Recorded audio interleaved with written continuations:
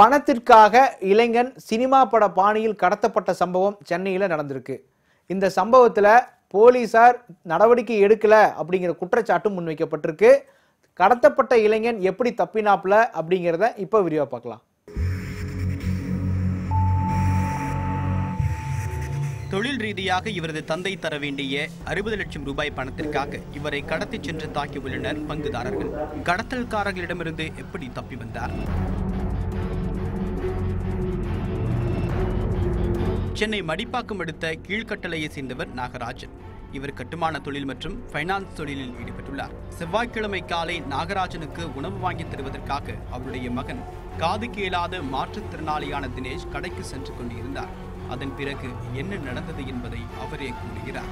யதார்த்தமாக கடைக்கு போயிட்டு வந்துட்டு இருந்தாங்க. ஒரு 2 கார் நிலிச்சு. ஒரு காரில் 2 பேர் வந்து வழி மடக்குனாங்க. அதில் ஒருத்தர் வந்து சைடில் கத்தி வச்சுருந்தார். கத்தி வச்சு சத்தம் போட்டோன்னா கொன்னிடுவேன் அப்படின்னு சொன்னாங்க. நான் அமைதியாக நிலியிருந்தேன். உடனே பின்னாடி ஒரு சின்ன காரில் ஒரு 6 பேர் வந்தாங்க. ஒரு 2-3 பேர் கொம்பு ஒரு சின்ன சின்ன கத்தி வச்சு நிலியிருந்தாங்க. இதுமாதிரி கொடுக்கலாங்க பிரச்சனை. உங்கள் அப்பா வந்து சில பேர் பணம் தரணும், எப்போ தரப்போகிறேன்னு கேட்டாங்க. சீக்கிரம் கொடுத்துருவோம் சார். இல்லை நீ உடனே வண்டியில் ஏறி, இல்லை உனக்கு குத்திடுவேன்னாங்க.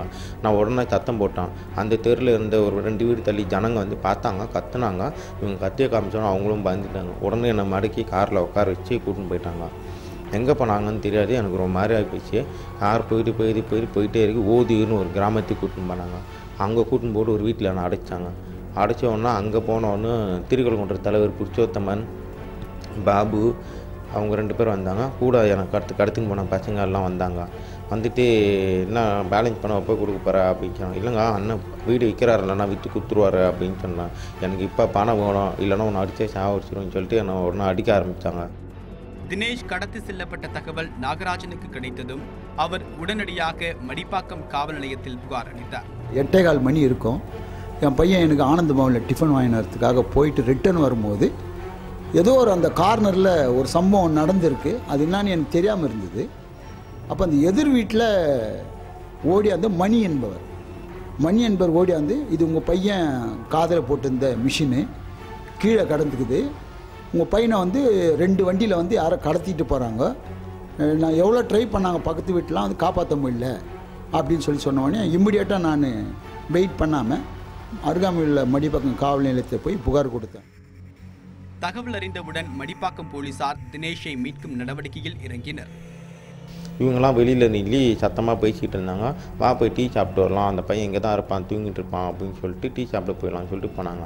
கதவு மூடாமல் ஓரமாக வச்சு போயிட்டாங்க. அப்போ நான் எழுந்துச்சு ஒரு 10 நிமிஷம் வெயிட் பண்ணி பார்த்தா யாரும் வரல. சரி இதான் சந்தர்ப்பம்னு சொல்லிட்டு நான் இந்த வழியாக வந்து தப்பிச்சு வெளியில் வந்து பைபாஸ் ரோடு வந்தேன். வர வழியில் ஜனங்க யாருமே இல்லை, ஒரே வண்டி பைபாஸ் வண்டியாக போயிருந்தது. கொஞ்சம் தூரம் ஓடி வரும்போது லெஃப்டில் ஒரு சர்ச் இருந்தது. ஒரு பேஸ்ட் ஒரு 4 ஃபேமிலிக்கு ஜவ் பண்ணிட்டேன். அவர்கிட்ட போய் சொன்னேன் என் பிரச்சனை.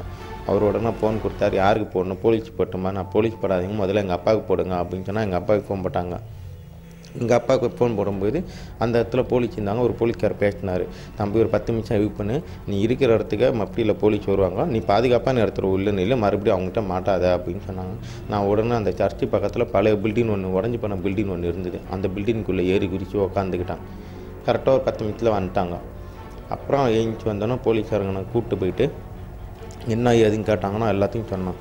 ஏன்னா வண்டியில் உட்கார வச்சு தண்ணி வாங்கி கொடுத்து நீ இடத்த காமினாங்க. காமிக்கிறேன்னு சொன்னோன்னா அதுக்குள்ளே நான் தப்பிச்சு வந்த விஷயம் தெரிஞ்சு ஒரு 3 பேர் பைக்கில் துரத்தின்னு வந்துருந்துருக்காங்க. அவங்கள போலீஸாருங்க மடக்கிட்டாங்க. நாகராஜனின் தொழில் பங்குதாரரும் திருக்கழுக்குன்றம் முன்னாள் ஊராட்சி மன்ற தலைவருமான புருஷோத்தமன் நாகராஜனுக்கு 1.5 கோடி ரூபாய் கொடுத்துள்ளார். அதற்கான லாபத்தொகை 80 லட்சம் ரூபாய் போக மேலும் 50 லட்சம் ரூபாய் தர வேண்டும் என்று கேட்டு மிரட்டி வந்துள்ளார். இந்த நிலையில்தான் இந்த கடத்தல் நடந்துள்ளது என்கிறார் நாகராஜன். பில்டிங் பண்ட்ஸு தேவைப்படுற சமயத்தில் ஷேர் ஹோல்டிங் புருஷோத்தமன், தேவனசன், மணவாளன், கன்னியப்பன் இவங்க மூலிமா வந்து பண்டு எனக்கு கொடுப்பாங்க. அந்த பண்டில் வந்து வர கெயினை அவங்களுக்கு ஷேரிங் கொடுத்துருவேன். இப்படி கொடுக்கும்போது அவங்க வந்து 1.5 கோடி ரூபாய் கொடுத்துருக்காங்க. 1.5 கோடி ரூபாயில் வந்து கெயின் போக லாபத்தை போக மீதி 80 லட்சம் கொடுத்துருக்குறேன். மீதி 60 ரூபா கிட்ட 40 ரூபா கிட்ட கொடுக்க வேண்டியது இருக்குது.